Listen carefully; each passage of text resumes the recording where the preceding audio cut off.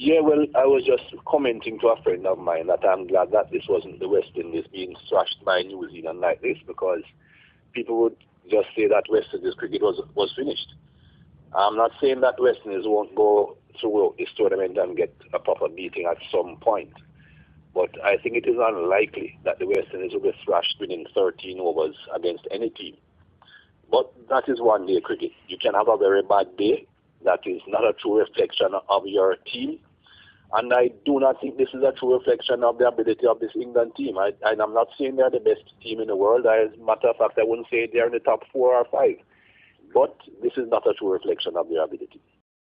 No, I wouldn't say it's a case of poor form. I think the England batsmen have proven to be a little bit too tentative in my book.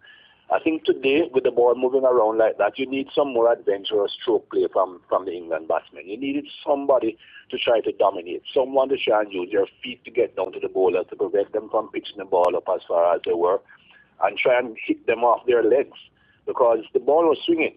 And if you just stand in your crease and poke around, eventually you'll get out, as we saw. Because with the slip cordon that Brendan McCullum decided to have, from the first ball that was bowled, he saw the amount of movement there was. He had 4 slips. So you have got to try and find a way of combating that. And I do not think the England batsmen were adventurous enough. No, well, they got hammered. This was just a bad game for England. Brendan McCullum, his batting today was just out of this world. He chipped down the wicket as I thought England would have tried, because he realized the ball would be swinging around and he didn't want the England bowlers to settle into a nice tidy line and length with the ball swinging around. So he hit them off their length. What I think the England bowlers could have tried, and especially Stephen Finn, was some Yorkers, because even if you don't get the Yorker right, you're certainly much better off bowling a low full toss than bowling length balls and long hops. They gave him too much width outside the off stump at times, and of course the length balls were going to disappear over their heads or over extra cover. So I think they could have tried a few Yorkers, which they didn't try. I think playing against Australia in their next game will be a nice, true, proper test. They have played 3, won all 3, but this is now going to be a proper test for them against Australia, although it's in New Zealand. And we'll get a better indication of exactly where New Zealand stand in that Australia game. I think they have an outstanding team. I think they have a very good team. Their bowling is very good. They have bowlers that can take wickets on a regular basis, not just bowlers that are trying to restrict the opposition batsmen. Their batting goes deep, but this game against Australia will now be a true test. No, I wouldn't say it's counterproductive at all. I don't know exactly what format the ICC are going to be taking.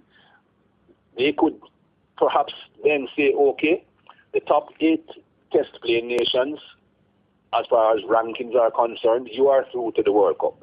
The next 2 positions will not necessarily go to test playing nations or to the best associate teams. You'll have everyone playing off for those top 2 teams. And that would make it very interesting, because that doesn't necessarily mean that the next 2 teams are going to be what everybody expects them to be. So that could make things very interesting. Or they could even say the top 6 ODI teams and then the next 4 you play off for the next 4 positions. I have no idea what the format is going to be, but I certainly think a 10-team tournament is better than what they have got now, with so many teams, and so many teams at that who don't necessarily think they are going to be going much further than the first round.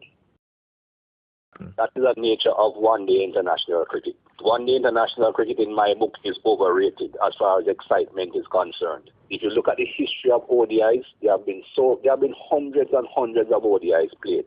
And if you look at how many of them have been close to forward contests, you'll find a small percentage. That is the nature of one-day international cricket, and that won't change. No, not at all. You accept a plant or a fruit or an animal for what it is.